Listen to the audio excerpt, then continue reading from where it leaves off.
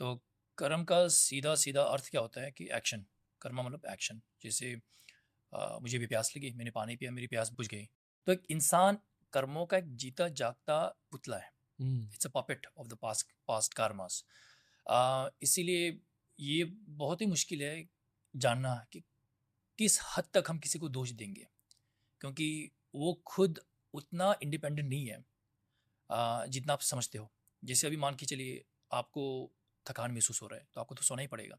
आपको भूख लग रहा है, आपको किचन जाना ही पड़ेगा। आपको प्यास लग रही है, आपको पानी पीना पड़ेगा। तो हम कितना इंडिपेंडेंस कितना हमारे हाथ में, यू नो उतना इंडिपेंडेंट नहीं है जितना हम सोचते हैं। और हमारी तरह दूसरे लोग भी उतने इंडिपेंडेंट नहीं है। तो किसी को दोष देना मतलब मुश्किल लगता है। It's difficult to blame somebody when you know that somebody is completely powerless, जैसे हम हैं कभी कभी।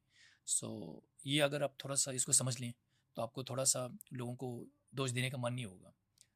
और आप समझेंगे कि हमारे पीछे भूतकाल का बहुत सारा किया जा रहा है। कई सारे जन्मों के जी, भूतकाल के बारे में जी, आप कह रहे हो। जी, अनगिनत।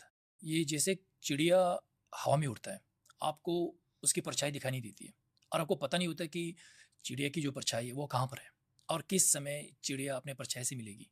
लेकिन जब भी चिड़िया उतरेगी, चाहे जैसे मान के चलिए बैंड्रा में उतरा, ठीक है, तो आपको पता चलेगा बैंड्रा में उतरा, 3:30 बजे उतरा, और इसकी परछाई है वो उससे टच कर रही है।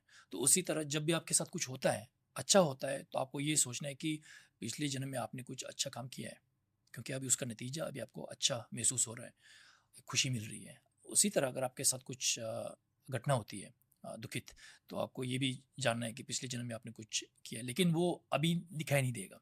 जब होगा तब दिखाई देगा। जैसे जब चिड़िया लैंड करती है, परछाई से टच होती है, तब पता चलता है कि परछाई है और इस समय टच हुआ और यहाँ पर हुआ।